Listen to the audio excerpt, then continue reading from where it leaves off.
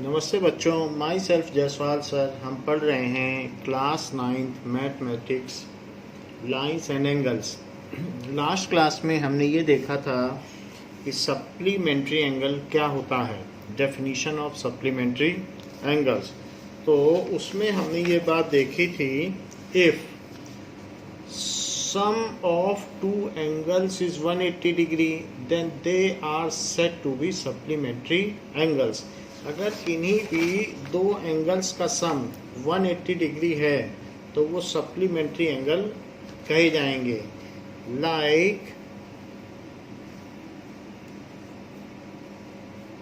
if sum of two angles, let this is a quadrilateral and x and y, यहाँ पर दो angles हैं और अगर x plus y is equals to 180 degree then x and y are supplementary angles। x and y are supplementary angles। तो जिनका सम 180 degree होगा वो सप्लीमेंट्री एंगल्स होंगे। Question is given that if x and y are supplementary angles and x is equals to 30 degree, find y। y का पता करना है। तो x प्लस y, इसका सोल्यूशन क्या होगा, is 180 degree as they are supplementary. Put 30 degree in place of x। तो ऐसा करने पर y की वैल्यू क्या आ जाएगी, 180 माइनस 30, 30 इधर आ जाएगा, सो इट इज़ 150 डिग्री। तो यहाँ पर y 150 डिग्री है, सो 30 डिग्री x था, y 150 है, इन दोनों का सम करो तो 180 हो जाता है। तो इसी तरीके से किसी का भी सप्लीमेंट्री निकालना है तो माइंड में सोचिए कि उसमें कितना ऐड करें कि 180 हो जाए, क्योंकि दो एंगल का सम अगर 180 हो तो वो सप्लीमेंट्री कहे जाएंगे। हमने x की वैल्यू यहाँ 30 रखी है, सो यहाँ पर आप लिख लें given x is equals to 30 degree, क्योंकि हमने पुट की है। Now supplementary angle of 100 degree, 100 degree का सप्लीमेंट्री एंगल क्या होगा, so supplementary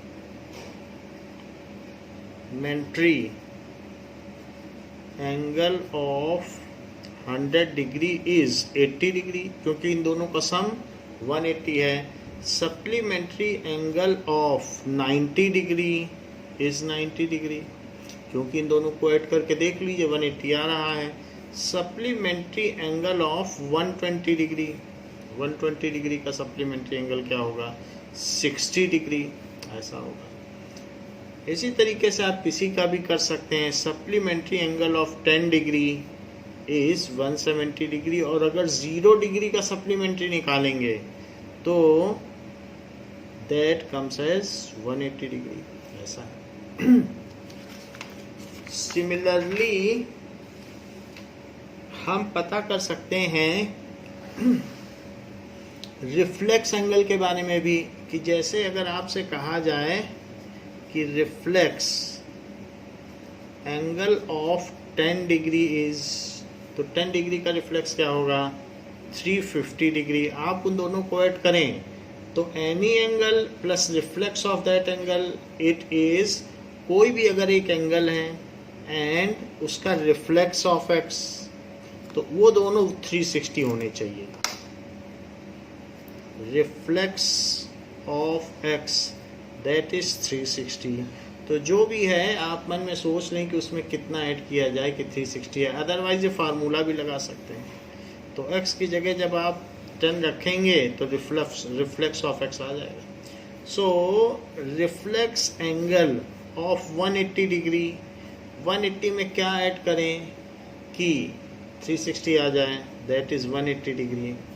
reflex angle of 90 degree, 90 degree में क्या ऐड किया जाए, 270 डिग्री। इस तरीके से हम किसी का भी रिफ्लेक्स पता कर सकते हैं। Reflex angle of 120 degree is 240 degree.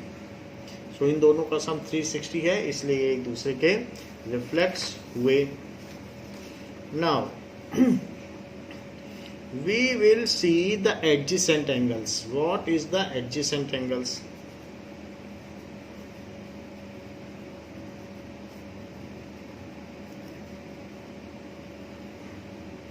So adjacent angles क्या होगा? If two angles, ऐसे two angles which share a common arm and two non common arm, तो ये दो एंगल हैं और that is A B C D। So two angles हैं, two different angles हैं, एक ही एंगल और एक ही एंगल है। So if they share a common arm and two non common arm, उनकी एक आर्म कॉमन हो, so this is common arm. और ये दोनों ये अलग अलग हैं, इसकी अपनी अलग, इसकी अपनी अलग, लेकिन एक हाथ दोनों ने मिला लिया है। So this is non common arm. So if two angles are such that they have one common arm and two non-common arms, तो ऐसा अगर हो, इफ दे हैव, और ये वर्टेक्स है जहाँ पर ये एंगल मिलते हैं, अगर कोई भी एंगल होगा तो किसी भी एंगल में ये दोनों आर्म्स कही जाती हैं और इसको कहेंगे vertex. This is vertex. So दो एंगल इस तरीके से मिले कि उन्होंने आपस में क्या कर लिया, मान लीजिए एक एंगल था और दूसरा एंगल था, आके एक दूसरे से बिल्कुल ग्लू कर गए, तो एक आर्म अपनी चिपका ली और फिर उन दोनों का जो इसका और इसका वर्टेक्स भी कॉमन हो गया। They have common vertex, common vertex, one common arm, one common arm, ऐसा हो, and their non common arms are on different sides. जो नॉन कॉमन आर्म्स हैं वो एक उधर हो और एक इधर हो, and their non common arms are on different sides,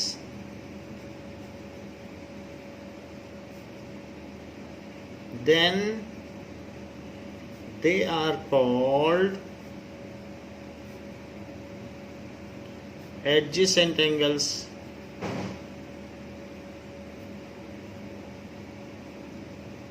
इस तरीके से है तो वो एडजेसेंट एंगल्स कहे जाते हैं। जैसे कि ये एंगल अगर x है और ये एंगल y है, तो x and y are adjacent angles. In figure x and y are adjacent angles.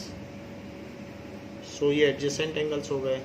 तो जो नॉन कॉमन आर्म है वो डिफरेंट साइड्स होनी चाहिए। अगर कोई आपको ऐसा फिगर बना के दे दे कि ये इनकी कॉमन आर्म है और ये पहला एंगल है ऐसा, और जो दूसरी वाली है तो दूसरे वाले में भी कह दे कि दूसरा वाला एंगल है उसकी भी यही कॉमन आर्म है लेकिन उसका एंगल ज़रा सा बड़ा है, तो दूसरा ये एंगल है, तब ऐसे केस में जो x एंड y होंगे, तो ये एंगल x हुआ छोटा वाला और ये बड़ा वाला y है, तब ये एडजेसेंट एंगल्स नहीं कहे जाएंगे, because their non common arms are on same side of the common arm. ये तो कॉमन आर्म हो गई। So here non common arm are on same side, x angle और y एंगल, तो ये नॉन कॉमन आर्म्स हैं।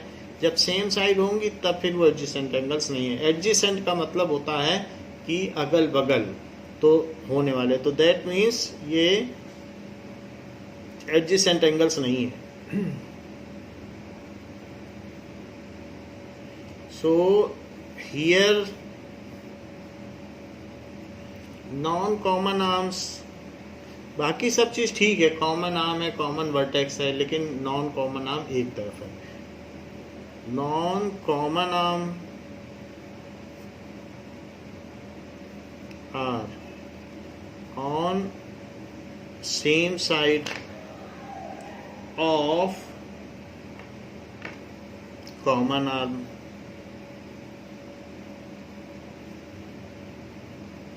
सो ऐसा होने से दे आर कौन, एक्स एंड वाई,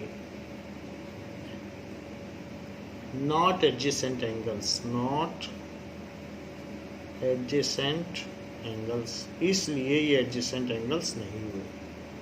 तो ये बात कही गई.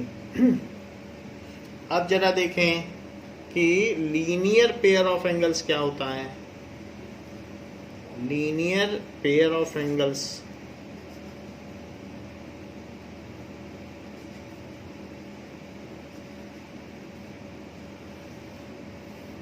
लीनियर पेयर का मतलब है कि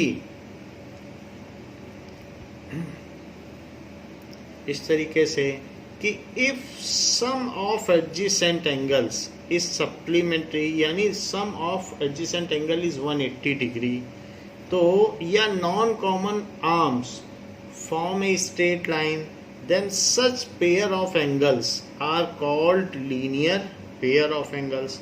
सो if non common arms of, क्योंकि ये नॉन कॉमन आर्म्स इस कॉमन आर्म के इधर और उधर लाई कर रही हैं अपोजिट साइड में, तो ये एडजेसेंट एंगल तो हो गया. सो इफ नॉन कॉमन आर्म्स, एक ये आर्म है और एक ये नॉन कॉमन आर्म्स है, और ये कॉमन आर्म है. So this is common arm. If non common arms of adjacent angles form a line, अगर वो एक लाइन बना दें, क्योंकि ये नॉन कॉमन आर्म्स है, देखो एक लाइन बना दी, that mean then such pair of angles is called linear pair of angles. Then such pair of angles is called linear pair of angles. उनको लीनियर पेयर ऑफ एंगल्स कहा जाएगा. जैसे कि ऐसे आप देखिए, यहाँ पर एक फिगर तो ये दिया है जिसमें ये 60 डिग्री है और ये A, B, C और D है. तो ये 60 है और ये भी दिया गया है कि अगर ये 60 है तो ये 120 डिग्री है, ऐसा दिया गया है. So angle BAC and angle DAC are adjacent angles. ये तो एडजेसेंट एंगल्स ही हैं.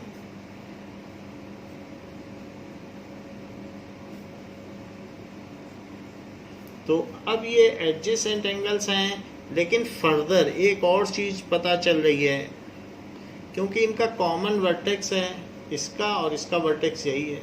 इसकी एक कॉमन आर्म है और दो नॉन कॉमन आर्म है, और वो दो non common arm opposite side में भी लाई करती हैं.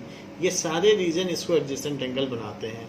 फर्दर अब इसके आगे angle DAC plus angle BAC is equals to 120 degree. तो DAC है और BAC 60 डिग्री है, it is 180 degree. So DAC forms a line, non common arm forms a line. So angle DAC, तो DAC, अब ये DAB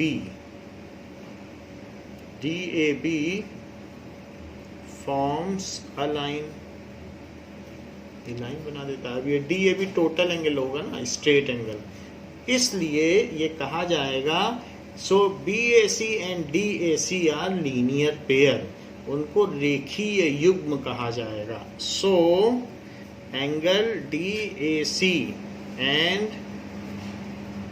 B A C are linear pair of angles, linear pair of angles. तो ये linear pair of angles हो गए। Now अब जरा देखिए कि जो भी लीनियर पेयर ऑफ एंगल्स होंगे वो लाइन पर होंगे और उनका एडजेसेंट एंगल होना जरूरी है। कोई अगर आपसे ऐसा कह दे कि इफ ऑन अ रे सम अदर रे इज रेज्ड, एक रे पे ये लाइन है, दिस इज लाइन, पूरी लाइन दोनों तरफ जा रही है, सम अदर रे is raised, then the pair of angle formed are called linear pair, ऐसा भी कहा जा सकता है। तो एक और भी डेफिनेशन है। so if on a line some other ray stands, some other ray, कोई दूसरी रे है वो स्टैंड करती हो, स्टैंड्स, और किस तरीके से स्टैंड करती हो, such that it's and point lies on line, such that इसका जो एंड पॉइंट है वो उसी लाइन में कहीं ना कहीं हो, such that it's and point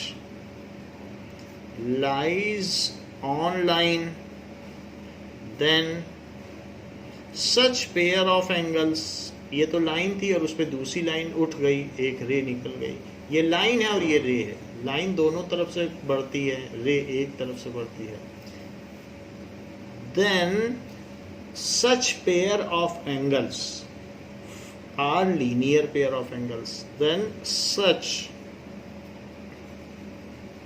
pair of angles are linear pair of angles, all linear pair of angles are adjacent angles, उनका adjacent होना जरूरी है, लेकिन all adjacent angle linear pair हो ये जरूरी नहीं है। so all linear pair of angles, जैसे x and y यहाँ linear pair बना रहे हैं, all क्योंकि लाइन बना रहे हैं जुड़ के, all linear pair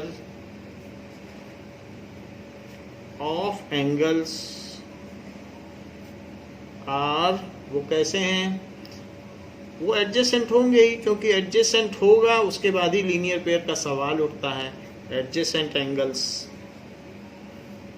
but all adjacent angle may not be linear pair.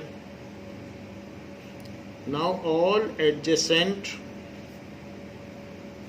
angles may not be linear pair, तो वो लीनियर पेयर हो ये जरूरी नहीं, जबकि लीनियर पेयर का एडजेसेंट होना जरूरी है, कंपलसरी है। तो ये एडजेसेंट है। अब जैसे ये देख लो, तो यहाँ पर ये एक दो एंगल्स हैं, मान लो W और Z, तो ये कहा जा सकता है कि W and Z are adjacent angles but they do not form linear pair. W and Z small में लिखा जाएगा, आर एडजेसेंट एंगल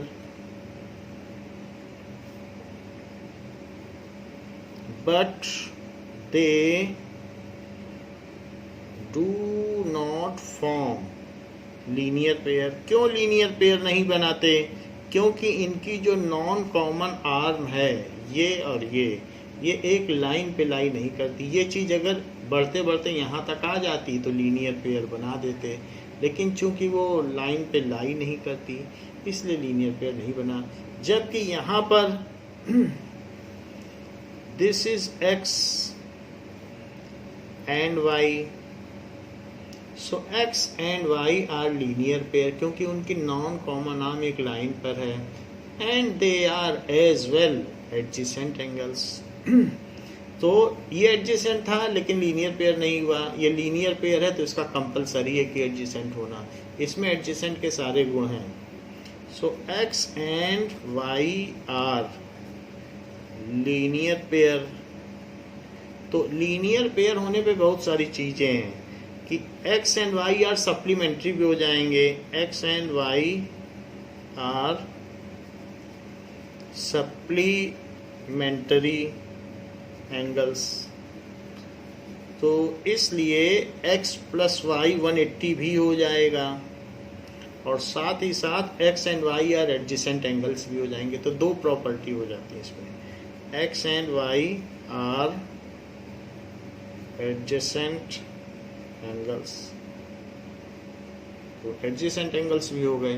तो हमने देखा कि लीनियर पेयर है तो दो प्रॉपर्टी है, सप्लीमेंट्री भी होगा, एडजेसेंट भी होगा. एडजेसेंट होने से ऐसा कुछ भी नहीं है ना लीनियर पेयर होगा या सप्लीमेंट्री होगा, ऐसा कुछ नहीं ना.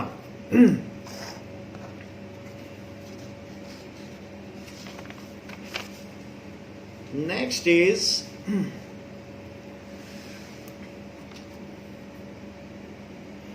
एक ऐसी भी बात हो सकती है कि क्या हर सप्लीमेंट्री एंगल, जैसे कि ये और ये 180 है, तो इसको आप कह सकते हैं ये 120 डिग्री है, या आप x और y ले लें तो x की वैल्यू यहाँ पे 120 डिग्री और वो 60 है. तो x और y, तो x एंड y सप्लीमेंट्री हैं. तो क्या ये लीनियर पेयर हैं? Here x and y are supplementary angle. वो दिया गया होगा, ये गिवन है. x plus y is 180 degree, ये गिवन है. But they do not form linear pair क्योंकि उनकी कोई कॉमन आर्म ही नहीं है. उसके दोनों आर्म अलग हैं, इसके दोनों आर्म. और या ये कह सकते हैं कि उनकी जो दोनों, अगर मान लीजिए ये कॉमन आर्म मान भी लेते हैं तो नॉन कॉमन आर्म एक ही तरफ लाई कर रही है, इसलिए कॉमन वर्टेक्स ही नहीं है. वर्टेक्स भी तो कहाँ कॉमन है, इसलिए कॉमन वर्टेक्स नहीं है तो बात खत्म हो गई. तो इसलिए कुछ भी नहीं है. So but they do not form linear pair. But they do not form linear pair. तो लीनियर पेयर तो वो होता है कि अपोजिट आर्म हो और कॉमन वर्टेक्स हो. पहली बात, इनके 2 वर्टेक्स हैं, तो 2 वर्टेक्स हो जाने की वजह से ये इनके दोनों के 2 वर्टेक्स हैं. सो 2 वर्टिसीज होने की वजह से, वर्टेक्स सिंगल को कहते हैं, प्लूरल होता है वर्टिसीज. तो वर्टिसीज होने की वजह से अब ये एडजेसेंट एंगल भी नहीं रहे, ना ये एडजेसेंट एंगल्स हैं, और एडजेसेंट ही नहीं है तो लीनियर क्या होंगे? 2 वर्टिसीज हैं, neither they are adjacent angles.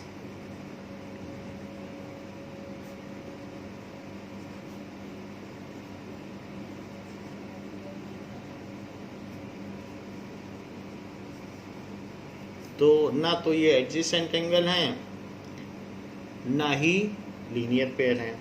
हम नेक्स्ट डेफिनेशन पे चलते हैं, that is vertically opposite angles.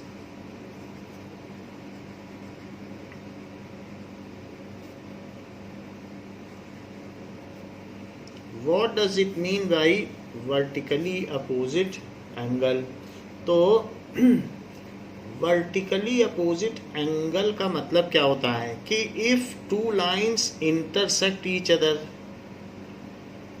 then the angles formed at intersection point opposite to each other, इसको कहते हैं शीर्षाभिमुख कोण.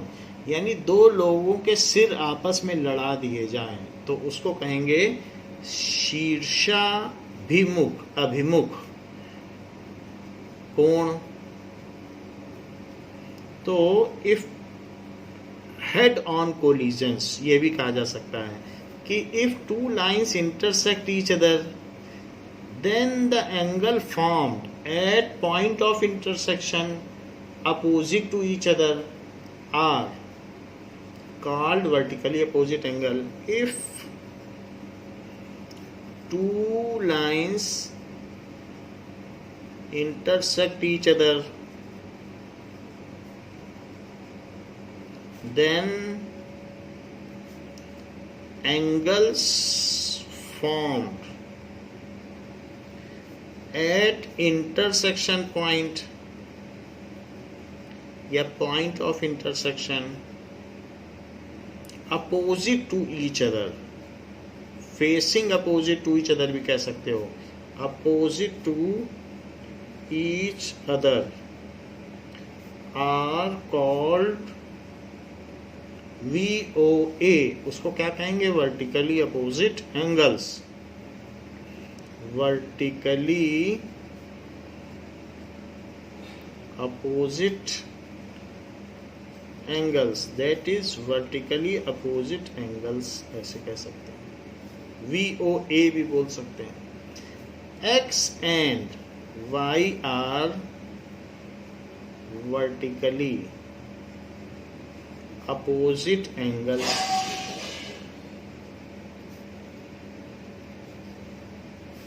X and Y vertically opposite angles हैं. Vertically opposite angles are equal to each other. Vertically opposite angles आपस में equal होते हैं. तो ये इक्वल होते हैं, इसके लिए आपको एक थ्योरम है, उससे हम प्रूव कर देंगे कि वर्टिकली अपोजिट एंगल इक्वल होते हैं. आगे एक थ्योरम 1 दी गई है, पर जान ले वर्टिकली अपोजिट एंगल्स जो भी होंगे वो इक्वल होते हैं. Are equal to each other.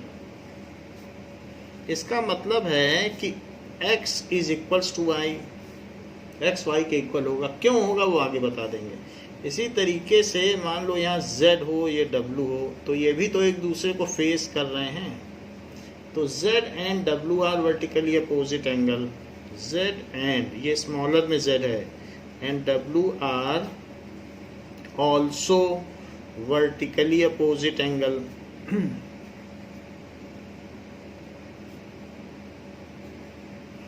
तो ये वर्टिकली अपोजिट एंगल हैं, तो Z भी W के इक्वल होगा, X Y के इक्वल होगा और Z W के. कोई भी pair of vertically opposite angles आपस में इक्वल होंगे. इस चीज़ का हम आगे प्रूफ कर देंगे. अब देख लीजिए कि अगर मान लीजिए इसी में ऐसा दिया होता, ए बी एक लाइन है और सी डी एक लाइन है, ऐसा भी दिया जा सकता है, बीच का पॉइंट O है, तो आप ये कह सकते थे कि एंगल AOD, जो एंगल है वो बीच में लिखा जाएगा, angle AOD and angle COD are vertically opposite angle. So angle AOD and angle COB ये है, and ये क्या है? are vertically opposite angles. और इसी तरीके से एंगल AOC और DOB, angle AOC and angle DOB are vertically opposite angles. ये भी वर्टिकली अपोजिट एंगल है. चाहे तो नाम से कह सकते हैं, XYZ भी कह सकते हैं, 1 2 3 4 भी लिख सकते हैं, तो कुछ भी लिखा जा सकता है. Now intersecting lines and non-intersecting lines. So intersecting lines, two lines which have one point in common. Two lines having one point in common.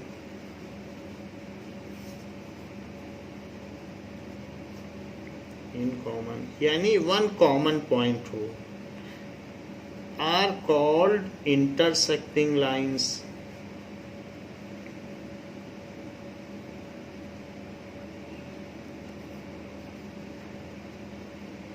सो उनको प्रतिच्छेदक रेखाएं कहते हैं। मान लीजिए एक लाइन ये हो गई और दूसरी लाइन ये हो गई, तो इन दोनों लाइन का एक पॉइंट ये है O, जो दोनों में पड़ता है।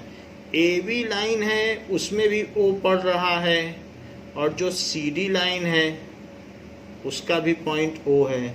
सो AB and CD lines have O point as a common point. AB and CD lines have O as common point. तो ये चीज हो गई, ये इनका कॉमन पॉइंट है। These are intersecting lines. Now we will see non-intersecting lines, that is parallel lines. So non-intersecting lines.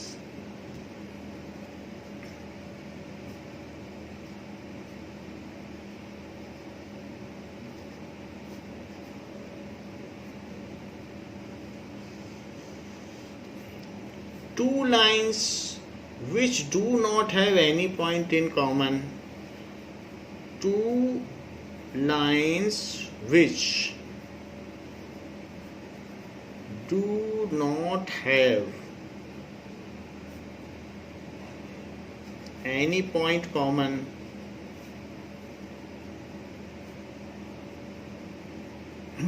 no matter how far they are extended on any side. उनको कितना भी बढ़ा दिया जाए, no matter how far they are extended on either side,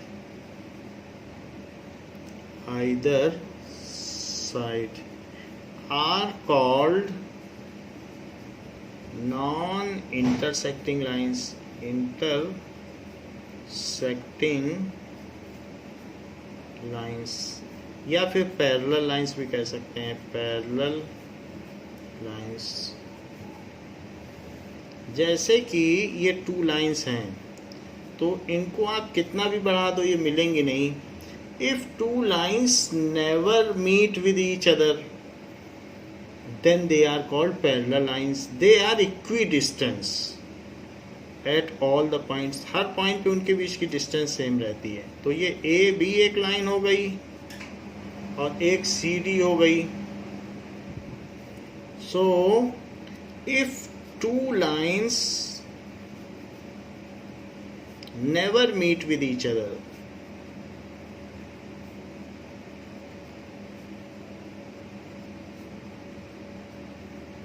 are called parallel lines. उनको parallel lines कहा जाएगा। So they are equidistant at all points. वे सभी बिंदुओं पर उनके बीच की जो डिस्टेंस है समान रहती है। जैसे आपकी कॉपी में बहुत सारी लाइंस हैं, वो पैरेलल्स हैं। So they are equidistant at all points. तो पैरेलल लाइंस की ये प्रॉपर्टी है कि उनका कोई भी कॉमन पॉइंट नहीं होता। Now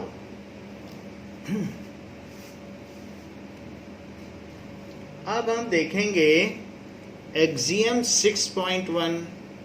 so what is axiom 6.1?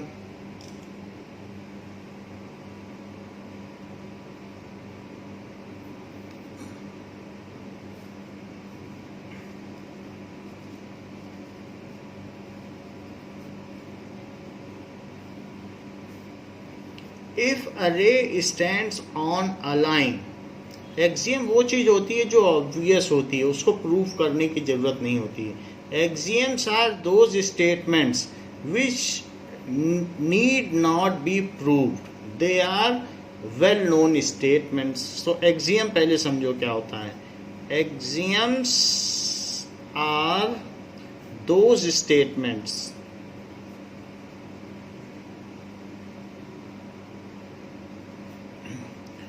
which need not any proof,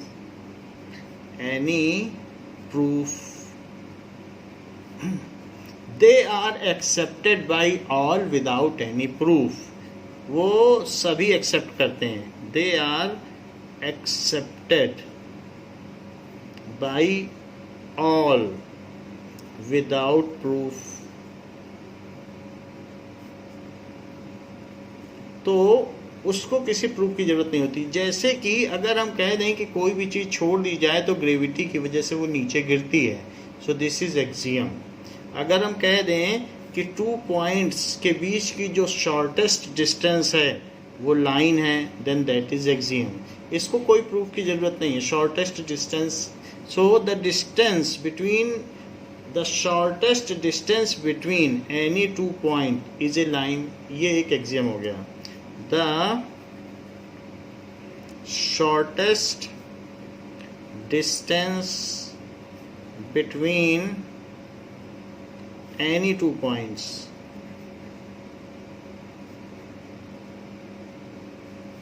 is a line. जिस चीज को सब लोग मान लें वो एक्सियम होता है. जैसे कोई कहे कि सूखी लकड़ी में आग लगाओ तो जलती है, तो इसको सब लोग मान लेंगे हाँ वो जल जाएगी, तो वो एक एक्सियम हो गया. Which is accepted by all, which is accepted unanimously, जिसको सर्वसम्मति से स्वीकारा जाए उसको एक्सियम कहा जाता है और उसको प्रूव करने की जरूरत नहीं पड़ती. तो ऐसे ही किसी एक्सियम की हम बात कर रहे हैं जो लाइंस और एंगल से संबंधित है. इफ ए रे stands on a line, if a रे stands on a line, then the sum of 2 adjacent angles so formed is 180. Then the sum of 2 angles so formed is 180 degree. यानी कि वो एक लीनियर पेयर है. i.e. they are linear pair. They form linear pair of angles. तो मैं इसको समझाता हूँ, फिर देखते हैं आप इसे एक्सेप्ट करते हैं या नहीं एक्सेप्ट करते हैं. If a ray stands on a line, यदि एक रे इस पर स्टैंड करती है, ये लाइन है, this is line and this is रे. ये तो लाइन है ना, क्योंकि बोथ वे एक्सटेंड कर रही है, और ये रे है क्योंकि इसका एक एंड पॉइंट है या स्टार्टिंग पॉइंट है. If a ray stands on a line, तो क्या आप ये एक्सेप्ट करते हैं कि ये जो एंगल्स हैं इनका, ये दोनों लीनियर पेयर हैं और इनका सम 180 डिग्री है. Then the sum of 2 angle is 180 degree. तो ये अभी हमने थोड़ी देर पहले भी बताया है, क्योंकि ये तो स्ट्रेट एंगल है तो इनका सम करोगे तो 180 हो ही जाएगा. So it need not any proof, इसलिए इसे एक्सियम की कैटेगरी में रखा गया है. So here x and y are, पहली बात तो एडजेसेंट एंगल है क्योंकि इनकी कॉमन आर्म है, इनका कॉमन वर्टेक्स है, और इनकी जो नॉन कॉमन आर्म्स हैं वो एक लाइन बना रही हैं. तो इसलिए x plus y is equals to 180 degree. They have common arm, common vertex and non-common arms fall on a line. इतनी ही चीज चाहिए. सो ये एक्सियम हो गया. तो ये कहा जा सकता है कि इस एक्सियम को मन में रखें, इसकी जरूरत पड़ेगी. If a ray stands on a line, then उसके बाद क्या होगा. If a ray stands on a line, sum of 2 angles formed is 180. तो उसमें जो अगल बगल के एंगल हैं वो 180 बनाएंगे, क्योंकि ये टोटल तो स्ट्रेट एंगल है. अब देखिए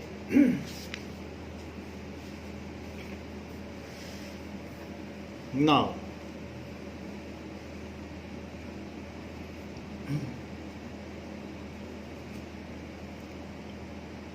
यहाँ पर ये दिखाया गया है कि एडजेसेंट एंगल्स अलग अलग मेजरमेंट के हो सकते हैं. जैसे हम आपको बुक में ही बता दें तो ये एडजेसेंट एंगल है और इसमें ये कॉमन आर्म है और कॉमन आर्म है, ये कॉमन वर्टेक्स है, एक नॉन कॉमन आर्म इधर, एक नॉन कॉमन आर्म इधर, तो ये एडजेसेंट एंगल्स हैं। तो उनका जो भी सम हो, बट ये एडजेसेंट एंगल्स है। कौन कौन से? AOC और BOC।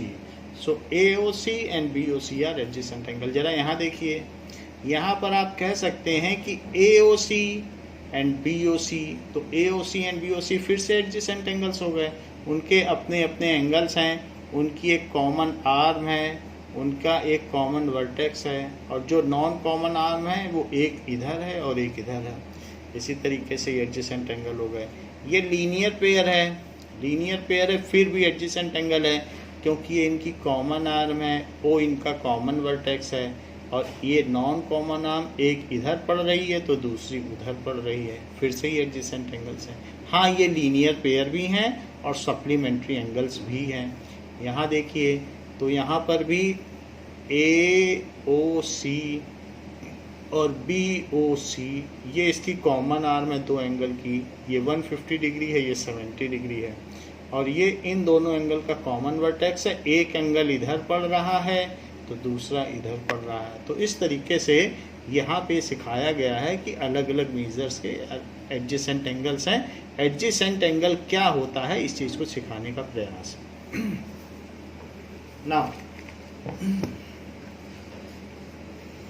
एक्सियम 6.2 एक और एक्सियम आ गया। तो एक्सियम को किसी प्रूफ की ज़रूरत नहीं होती।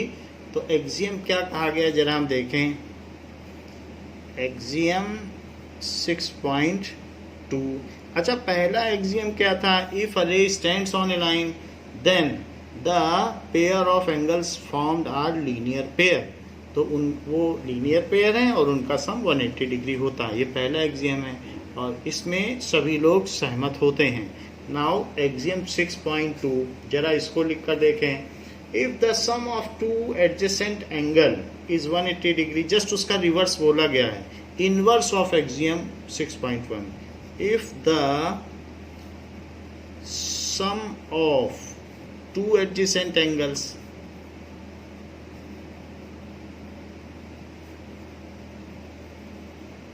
is 180 degree, then the non-common arms of the angle form a line. Then the non-common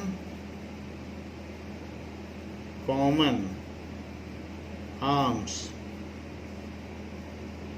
of the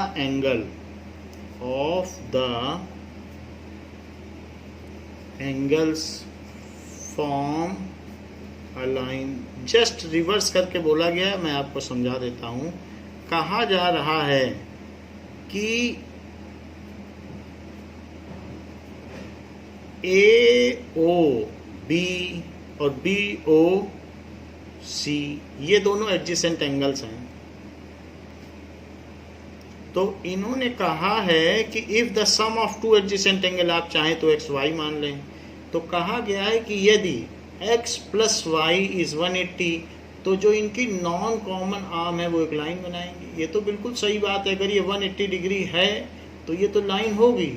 सो कहा जा रहा है कि इफ x + y = 180 डिग्री, पहले कहा जा रहा था कि यदि ये लाइन है और इस पर एक रे खड़ी है तो ये दोनों 180 हैं। अब कहा जा रहा है कि ये दोनों 180 हैं सम, तो ये लाइन है। जस्ट उसका रिवर्स कहा गया है, that is vice versa.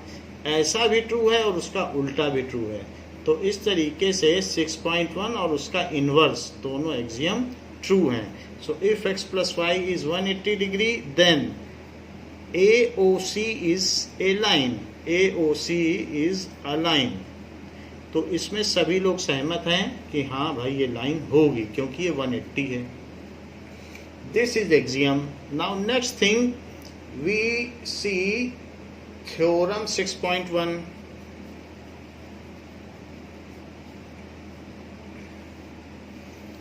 If two lines intersect each other, then the vertically opposite angles are equal.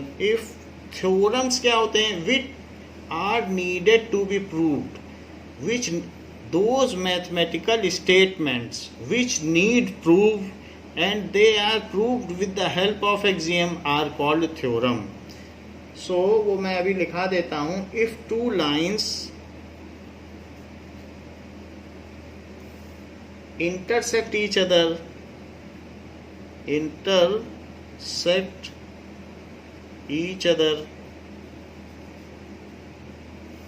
then vertically opposite angles are equal. Then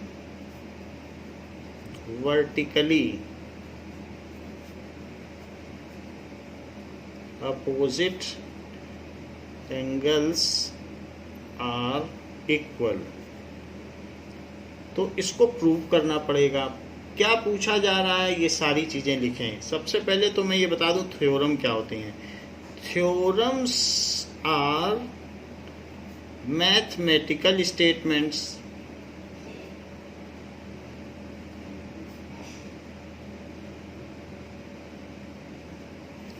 which are needed to be proved, जिनको सिद्ध करना होता है. which are needed to be proved with the help of axioms. needed to be proved with the help of axiom. क्योंकि axiom तो self explanatory and obvious statement होते हैं, उनको तो किसी प्रूफ की जरूरत नहीं है. with the help of axioms, तो इनको प्रूव करना पड़ेगा. which are needed to be proved with the help of axioms. once a theorem is proved, then other theorem can be proved with the previous theorem. अगर एक theorem को आपने prove कर दिया तो उसका यूज करके अगली थ्योरम प्रूव कर सकते हैं. once a theorem is proved, prove कर दिया, then other theorem can be proved with help of that theorem. with help of that theorem जिसे आपने प्रूव किया है. तो एक बार एक थ्योरम को प्रूव कर लीजिए, फिर उसका यूज करके दूसरी थ्योरम प्रूव करिए, फिर उसका यूज करके तीसरी थ्योरम प्रूव करिए, और जो पहली थ्योरम है उसको एक्सियम से प्रूव करिए. तो पहली चीज क्या कही गई है, if two lines intersect each other.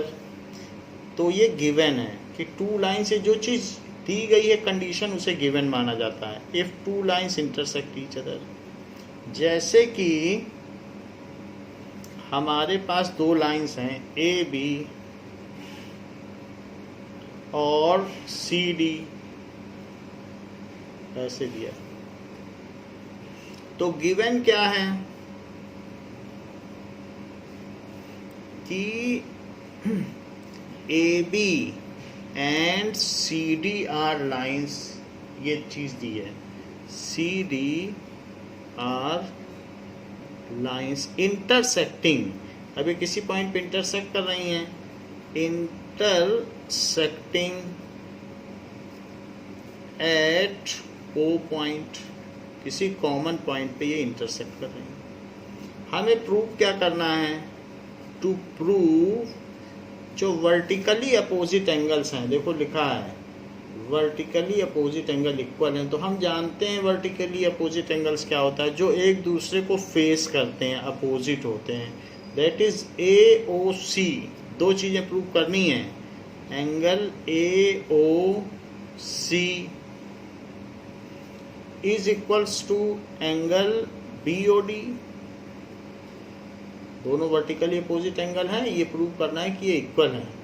और एक और चीज प्रूव करनी है, क्योंकि एक और वर्टिकली अपोजिट एंगल बनेगा A O D. A O D is equals to angle B O C, क्योंकि इसके अपोजिट तो ये बन रहा है ना, तो इसके अपोजिट जो बन रहा है उसको भी इक्वल प्रूव करिए. सो एंगल बी ओ सी ऐसे प्रूव करना है. नाउ ये हमें प्रूव करना है कि वर्टिकली अपोजिट एंगल इक्वल है. तो ये टू प्रूव, क्या प्रूव करना है, क्या गिवन है, ये इसी सीक्वेंस में लिखा जाता है. पहले लिखो गिवन, फिर टू प्रूफ, अब प्रूफ होगा, अब हम प्रूफ करेंगे। तो जरा देखिए कि OA stands on line CD। OA जो रे है stands on line CD। CD line पे स्टैंड करती है, CD पे देखो OA स्टैंड करती है। तो हमने कहा था कि अगर कोई रे किसी लाइन पे स्टैंड करे so it forms linear pair. So angle AOC plus angle AOD is 180 होगा। तो लीनियर पेयर होगा। क्यों लीनियर पेयर होगा? ऐसा तो एक्सियम 6.1 से होगा। एक्सियम 6.1 क्या कहती है कि अगर एक रे किसी लाइन पे स्टैंड करेगी तो अगल बगल वाले एंगल का सम 180 होगा। ये एक्सियम कहती है, तो हमने यूज कर लिया। किसी भी थ्योरम को एक्सियम से यूज किया प्रूफ किया जाता है। अब जरा देखें OD, पहले तो इसके बारे में कहा, CD, अब AB के बारे में बोलेंगे। सो OD रे स्टैंड्स ऑन AB। अगर आप OD के आगे रे लिख दोगे तो ये नहीं बनाना पड़ेगा। OD रे लिख लिया तो फिर ऊपर नहीं बनाना पड़ता है। OD रे स्टैंड्स ऑन, और अगर लाइन लिख दिया AB तो फिर इसके ऊपर वो भी नहीं बनाना पड़ता है। सो OD रे स्टैंड्स ऑन लाइन AB, तो इसलिए ये भी लीनियर पेयर हुई। तो AOD प्लस BOD, ये क्योंकि इस लाइन पे ये लाइन खड़ी है, इस लाइन पे ये किरण रे खड़ी है, तो इन दोनों का सम 180 हुआ। So angle AOD plus angle DOP, इसी को ध्यान दो बस, ये लाइन है और उस पर ये रे खड़ी, तो इन दोनों का सम 180 है। Angle DOB is 180 degree. ऐसा क्यों है? ऐसा एक्सियम 6.1 की वजह से हमने लिखा है। Now there are two equations. This is also equals to 180 and this is also equals to 180. If two things are equal to same thing, then they are also equal to each other. जैसे कोई चीज़ किसी के equal है, दूसरी चीज़ भी उसके equal है। जैसे राधा की उम्र 17 साल है और मीरा की भी 17 साल है, तो राधा और मीरा की उम्र सेम हुई। So this is equal to this. अब जरा देखें कि यहाँ पर from equation 1 and 2, as their right hand sides are equal, so their left hand sides will also be equal. So in equation 1 and 2, their RHS are equal, right hand side are equal, so left hand side भी equal होगा। तो AOC plus AOD is equals to, इसका left hand side लिखा और उसको इसके equate किया, angle AOD plus angle DOB, ये कर दिया। अब ये चाहे तो आप इधर ले आओगे तो सब्ट्रैक्ट हो जाएगा, माइनस में आ जाएगा, फिर इससे कैंसिल हो जाएगा। और नहीं तो दोनों सेम साइन के हैं और सेम चीज़ हैं, तो कैंसिल ऐसे भी किया जा सकता है। नहीं तो इधर ला के माइनस करके करो। तो angle AOC is equals to angle DOB। तो ये पहली चीज हमने प्रूव कर दी जो प्रूव करनी थी। AOC इज BOD बोलो या DOB, बीच में O होना चाहिए। तो इसलिए आप चाहें तो बिल्कुल वही चीज लिख लें, BOD भी लिखा जा सकता है, उससे कुछ फर्क नहीं पड़ेगा, क्योंकि जो DOB है वही तो BOD है। तो इस तरीके से ये हमने पहली बात प्रूव कर ली कि फर्स्ट पार्ट प्रूव किया है, तो हैंस प्रूव्ड, ऐसे हो गया। सो ये बात हमने प्रूव कर ली है, ये हमारा फर्स्ट है पार्ट। तो फर्स्ट पार्ट आप यहाँ से लिख लें, प्रूव फर्स्ट। अब एक पार्ट प्रूव कर लिया है तो हमें ये बात पता चल गई है कि वर्टिकली अपोजिट एंगल इक्वल होते हैं। Similarly it can also be proved. अब दूसरा प्रूव करने की जरूरत नहीं है, बस आप लिख दें similarly it can also be proved that angle AOD is angle BOC, कि ये वाला एंगल जो ऊपर वाला है वो इसके इक्वल, ये भी प्रूव किया जा सकता है। तो इस तरीके से angle AOD is equals to angle BOC। जब भी ऐसा करें हैंस प्रूव्ड जरूर लिखें, हैंस प्रूव्ड, क्योंकि दोनों एक ही जैसे केस हैं इसलिए दो बार प्रूव करने की जरूरत नहीं है। तो ये प्रूव हो गया। ये 5 मार्क्स का क्वेश्चन ऐसे आता है कि प्रूव करिए। तो हमने ये बात देख ली कि वर्टिकली अपोजिट एंगल्स इक्वल होते हैं।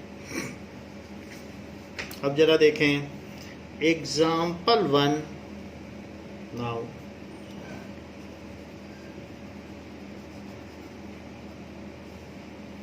कहा गया है कि in figure line PQ and RS intersect each other. तो दो लाइन एक दूसरे को इंटरसेक्ट करती हैं। पहली है PQ, other is RS and they intersect each other. ऐसे इंटरसेक्ट करती हैं और वे O पे इंटरसेक्ट करती हैं। So line PQ and RS intersect each other at O point, जिसमें इस पर PS इसी पे कुछ पॉइंट हैं, ये सब इसके पॉइंट हैं। तो if POR is to ROQ, if POR is to ROQ is 5:7. Find all angles. Find all angles ऐसे पूछा गया है। तो जरा देखिए कि ये इंटरसेक्ट कर रही तो लीनियर पेयर बनाएंगी और इनके वर्टिकली अपोजिट एंगल्स का सम 180 होगा। तो अब जरा देख लीजिए कि POR, so POR and ROQ, POR and ROQ ये क्या है 5:7 है। तो इसमें एक प्रोपोर्शनलिटी कांस्टेंट लगाया जा सकता है। Let angle POR is 5x। POR कितना है? POR को अगर 5x लोगे और ROQ को 7x तो उनका रेशो 5:7 आ जाएगा। तो ये प्रोपोर्शनलिटी कांस्टेंट लगाया जा सकता है कि जैसे मेरी उम्र मेरे फादर की उम्र की 1/3 है, तो 1/3 है तो इसका मतलब ये तो नहीं कि 1/3 ईयर है, उसके आगे कुछ मल्टीप्लाई तो करना पड़ेगा। तो एक कंडीशन है कि इनका ये रेशो है, तो प्रोपोर्शनलिटी कांस्टेंट लगा के उनकी एक्चुअल एंगल हम निकाल सकते हैं। सो एंगल ROQ इज 7x, ये चीज़ है। तो where x is some proportionality constant, जब रेशो दिया रहता है तो उसमें किसी से मल्टीप्लाई करके हम एक्चुअल चीज़ पा सकते हैं। तो POR कौन सा एंगल है? ये है। और दूसरा क्या है? ROQ, ये एंगल है। तो अब ये POR और ROQ आपस में क्या बना रहे हैं? Linear pair. ये एक्सियम 6.1 से हुआ क्योंकि OR इस पर स्टैंड करती है। So angle POR plus angle ROQ is 180 degree. ऐसा क्यों होगा? ये लीनियर पेयर हैं। तो आप चाहे लीनियर पेयर ऑफ एंगल्स भी लिख सकते हैं, वरना ये भी लिख सकते हैं एक्सियम 6.1। ज़्यादा अच्छा रहेगा लीनियर पेयर ऑफ एंगल्स लिखिए, लीनियर पेयर ऑफ एंगल्स, क्योंकि एक्सियम तो और चैप्टर 6 तो ये 9th में ही है, आगे चल के तो चैप्टर नहीं रहेगा 6। ये चीज़ तो आपको 10th में भी यूज़ करनी है। तो लीनियर पेयर ऑफ एंगल्स लिखिए। Now this is 5x plus 7x is 180 degree. So it is 12x is equals to 180 degree. So what is x? It is 180 degree divided by 12. 12 से इसको आप divide करें, 12 1 जा 12 और फिर 60 बचेगा तो 12 5 जा 60. x is equals to 15 degree. x 15 degree आ गया. x 15 डिग्री आ गया तो POR कितना आया? Angle POR is 5x. That is 5 into 15, क्योंकि 15 डिग्री है x तो x की वैल्यू डाल दीजिए. That is equals to 75 degree. और POR किसके इक्वल है? POR is equals to QoS. So that is equals to QoS, but angle POR is equals to angle QoS. क्यों इक्वल है? क्योंकि ये एक दूसरे के वर्टिकली अपोजिट एंगल्स हैं, तो इसलिए इक्वल हुए. सो जब इक्वल हैं तो एंगल QoS भी 75 हुआ. अपोजिट एंगल तो इक्वल होंगे तो वो भी 75 हो गया, क्योंकि POR और QoS इक्वल हैं. सेकंड है ROQ को 7x माना गया है, तो ROQ भी निकाल लीजिए. सो angle ROQ is equals to 7x. It is 7 into 15 degree. It is 105 degree. But ROQ किसके इक्वल है? इट इज इक्वल्स टू, जरा देखें ROQ किसके इक्वल है? ROQ POS के इक्वल है, तो इसी को आप POS के भी इक्वल लिख दें. POS क्यों ऐसा आपने लिखा? क्योंकि वर्टिकली अपोजिट एंगल्स, इसीलिए वर्टिकली अपोजिट एंगल है, इसीलिए इसको इसके इक्वल लिख दिया. तो ये भी आ गया, POS की वैल्यू आ गई, QoS की वैल्यू आ गई. इन सबको हाईलाइट कर दें. इसी के अलावा POR की वैल्यू भी आ गई, लेकिन ये थोड़ी दूर है इसलिए आप अलग से लिख दें. एंगल POR इज 75 डिग्री और ROX से भी ये 105 थोड़ा डिस्टेंस पे है, तो ROQ भी 105 है, 105 डिग्री. तो ये सारे एंगल आपने बता दिए. वो कह रहा है सारे के सारे बताओ, तो सारे बता दिए हमने. जो चीज़ थोड़ा दूर दूर थी उसको अलग अलग से लिख दिया. Now you have told all the 4 angles. यही आपके आंसर हो गए. तो इस तरीके से हमने यहाँ पर लाइंस और एंगल के बेसिक कॉन्सेप्ट को समझा, थ्योरम क्या होती है, ये सारी चीज़ें देखी. नाउ नेक्स्ट क्लास में हम लोग 6.1 एक्सरसाइज करेंगे. इस क्लास के लिए बच्चों इतना ही. Thank you.